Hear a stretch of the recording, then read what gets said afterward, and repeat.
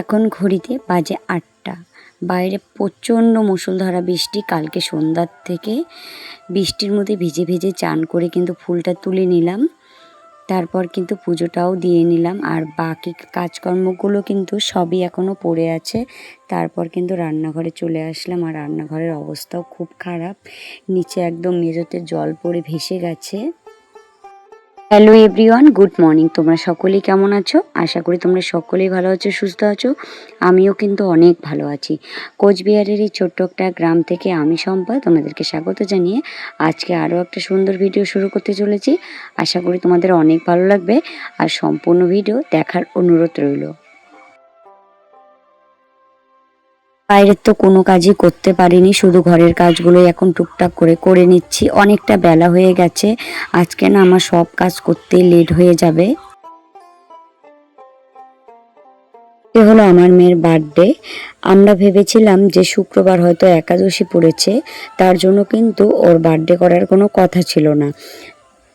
শুক্রবার সকালবেলা শুনতে পারলাম যে আজকে একাদশী না, শনিবারের দিন একাদশী। যারা বৈষ্ণব মতে একাদশী করে তাদের একাদশীটা হলো শনিবারের দিন। তার জন্য কিন্তু তোমাদের দাদাভাই বললো না, মেয়ের বার্থডেটা ছোটো মোটো করে হলেও করতে হবে। কর্ম করে অনেক বেলা হয়ে যাবে। বাইরের তো কালকে যে গডরেজটা আনা হয়েছিল ঘরে, তার জন্য তো ঘর বাড়ি সব এলোমেলো হয়ে আছে। কোথায় কোন জিনিস রেখেছি একদমই কিন্তু ভুলে গেছি। খাওয়াও কমপ্লিট হয়ে গেল, তারপর কিন্তু ঘরে চলে আসলাম। আর এখন আপাতত এই বিছানাটা এভাবেই গুছিয়ে নিই। রাত্রিবেলা আবার যখন সবাই আসবে তার আগেই বিছানাটা আবার তুলে নিব। অন্য বেড কাভারটা পারবো, সারাদিন বর্ষার দিন তো, তার জন্য সারাদিন এটাই চলুক, তারপর রাত্রিবেলা অন্য বেড কাভার পাততে হবে। কেন জানি না গো, আমার মেয়ের বার্থডের সময় যে এত কেন বৃষ্টি হয়, কোনোদিনও আজ পর্যন্ত ভালোভাবে বার্থডে করতেই পারলাম না। এবার কিন্তু আমার মেয়ের 10 বছরের বার্থডে আর কি করা হবে। প্রত্যেক বছর বার্থডে করি, প্রচণ্ড বৃষ্টি হয়, তার জন্য কিন্তু অনেক মানুষ আসতেও পারে না, শুধু নিমন্ত্রণ করাটাই বেকার হয়ে যায়। এ তো তোমাদের দাদাভাই প্রায় 7 বছর আমরা বড় বড় করে বার্থডে করেছিলাম, অনেক মানুষের নিমন্ত্রণ করেছিলাম। কিন্তু এই 3 বছর থেকেই না বার্থডেটা একদম ছোট করে করছি। তবুও হয়তো প্রত্যেকবারের চেয়ে হয়তো এই বছরের বার্থডেটা একটু ছোট করে করব। হয়তো আরেকটু বড় হতে পারতো বার্থডেটা, কিন্তু হঠাৎ করে বললাম না যে কয়েকদিন ধরেই জানি যে শুক্রবারের দিন একাদশী, তার জন্যই কিন্তু আর কি ভেবেছিলাম যে একাদশীর দিন তো বার্থডে করবো না, কারণ তো আমি তো মাছ মাংস কিছুই রান্না করব না, শুধু মেয়েকে একটু পায়েস করে দিতাম সন্ধ্যাবেলা, এভাবেই কিন্তু বার্থডেটা আর কি করার কথা ছিল। কিন্তু যেহেতু শুনলাম যে আজকে বার্থডেটা না, তখন হঠাৎ করে তোমাদের দাদাভাই বাজার টাজার কিনে করে দিল। পরে কিন্তু বার্থডেটা আর কি করা হলো শুধু সিম্পল করে। ভগবান যে কেন আমার মেয়ের বার্থডের সময় করে এত বৃষ্টি দেয় কিছুই বুঝি না। আজকে প্রায় 10 বছর থেকে বার্থডে করছি, আজ পর্যন্ত কোনোদিনও এখনও ওর বার্থডে ভালো হয়নি। ওই 10 বছরের মধ্যে এত বৃষ্টি হয়েছে, একদম মুষলধারা বৃষ্টি হয়েছে। কেন জানি না আমার সঙ্গেই ভগবান এরকম করে। তোমাদের দাদাভাই কিন্তু 2 কেজি পাঁঠার মাংসও কিনে দিয়েছে আমাকে, আর বাড়িতে এনে ধুয়ে ঠুয়ে তোমাদেরকে দেখিয়েই দিলাম। কি আর করব, করার কিছু নেই, এভাবেই করতে হবে। আর এখন কিন্তু বিকাল হয়ে গেছে, আমার মাও এসে গেছে। একদিকে কিন্তু মা রান্না করবে, একদিকে কিন্তু আমি রান্না করব। আর আমার কিন্তু পিসি শাশুড়ি প্রায় সব কিছু সবজি পেঁয়াজ রসুন সব কিন্তু বানিয়ে দিয়েছে। এদিকে কিন্তু আমি পুরি করছি, আর ওইদিকে কিন্তু মা আর কি যা আর কি রান্না করা হবে মা কিন্তু ওইদিকে রান্না করছে। হয়তো চৌকাটাও ধরাতে লাগতো না, কিন্তু আমাদের এইদিকে প্রচণ্ড গ্যাসের সমস্যা চলছে। আমাদের বাড়িতে তো একটা বই কিন্তু 2টা সিলিন্ডার, তার জন্য কিন্তু আরও বেশি সমস্যা। কারণ দিদাও আজকে 4-5 দিন থেকে বলছে যে আমার হয়তো গ্যাস শেষ হবে। এইদিকে তো আমারও সেম কেস, বাড়িতে কয়েকটা অনুষ্ঠান হলো, আমার বিবাহবার্ষিক হলো, তারপর হলো এই যে কিছুদিন আগে আমার ননদ টনদ সবাই আসলো, তখনও খাওয়া দাওয়া আর কি হলো।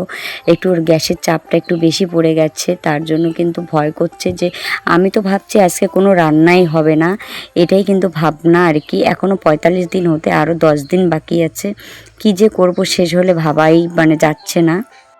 সবসময় তো গ্যাসেই রান্না করি, চৌকায় তো রান্না করি না, তার জন্য কিন্তু ঘরে কিছু খড়ি ছিল, সেই খড়ি দিয়েই কিন্তু আজকে রান্না করা হলো। চৌকায় কিন্তু ভাত চাটনি আর হলো পুরিগুলো চৌকায় করে নিয়েছি, আর বাদ বাকি রান্না কিন্তু গ্যাসেই হয়েছে। প্রত্যেক বছরই কিন্তু মাছ মাংস দুটোই রান্না করা হয়। এবছর কিন্তু তোমাদের দাদাভাইকে বলেছিলাম একদম মাছটা এনো না, কোনো তো আর বাইরের মানুষ নেই, সব তো নিজস্ব মানুষই দিয়ে করা হচ্ছে। আনলে তো রান্না করাই যেত, কিন্তু গ্যাসের সমস্যার জন্য তো ভয় করছিল। আমি তো বার্থডেই করতে চাইনি, মানে অনেকগুলো কারণ, এদিকে বৃষ্টি, এদিকে হলো গ্যাসের সমস্যা, অনেকগুলো কারণের জন্য কিন্তু এবছর বার্থডেটা আমি একদমই করতে চাইনি। তাহলে চলো কি কি রান্না করেছি তোমাদেরকে দেখিয়ে দিই। এগুলো হলো পুরি, আর দুপুরের ভাত ছিল সেটাও তোমাদেরকে দেখালাম। আর এগুলো হলো চাটনি রান্না করেছি, আলু ভাজা করা হয়েছে। মেয়ে খুব আলু ভাজা পছন্দ করে, তার জন্য কিন্তু আলু ভাজাও করে নিয়েছি। পাঁঠার মাংস করা হয়েছে।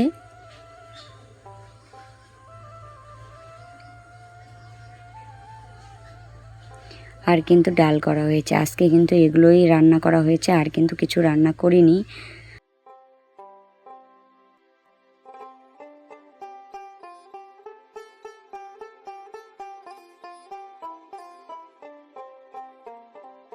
আর এইদিকে কিন্তু দিদা বসিয়ে দিয়েছে পায়েস। প্রত্যেক বছরের বার্থডে বলো, অন্নপ্রাশন বলো, সব কিন্তু আমাদের ঠাকুরকে ভোগ দেওয়ার পরেই কিন্তু আমার মেয়েকে খাওয়ানো হয়। সেটা কিন্তু প্রত্যেকটা অনুষ্ঠানে আমাদের সেম হয়। যদি আমাদের কোনো পায়েস রান্না করা হয়, সেটা কিন্তু ঠাম্মাই রান্না করে। ঠাম্মা রান্না করে ঠাকুরকে আগে দেয়, তারপর কিন্তু আমাদেরকে দেয়। আমরা কিন্তু কখনো পায়েস করলে আমরা আগে খাই না, আগে ঠাকুরকে দিই, তারপর কিন্তু আমরা খাই। গোপাল সোনাদের কিন্তু সন্ধ্যেরও ভোগ দেওয়া হয়ে গেল, দিদাই দিয়েছে ভোগটা। সবাই কিন্তু চলেও এসেছে, আর এখন কিন্তু আমি বিছানাটা আর কি তুলে নিব, তারপর সবাই আর কি ঘরে আসবে। সবাই এখন বাইরেই বসে আছে, যার যার মতো শেষে গল্প করছে। আর আমার মা আর আমি কিন্তু আজকে রান্নাটা প্রায় কমপ্লিট করেছি। প্রায় সন্ধ্যাও লেগে গেছে, 6:30 বেজে গেছে, আমাদের কিন্তু রান্নাও প্রায় কমপ্লিট হয়ে গেছে। আমরা তো এত, মানে আমি যে এত ভেবেছি কখন রান্না করব, কি হবে, গ্যাস মনে হয় শেষ হয়ে যাবে, মানে অনেক ভয় ভয় করে আজকে রান্নাটা করলাম, কিন্তু কোনো সমস্যা হয়নি। সম্পূর্ণ রান্না একদম কমপ্লিট হয়ে গেছে। আর আজকে কিন্তু এই বেড কাভারটাই পেতে নিলাম। আমার মেয়ে বলল তুমি এই বেড কাভারটাই পেতে নাও। আজকে কিন্তু যা করা হচ্ছে সব আমার মেয়ের পছন্দেই করা হচ্ছে।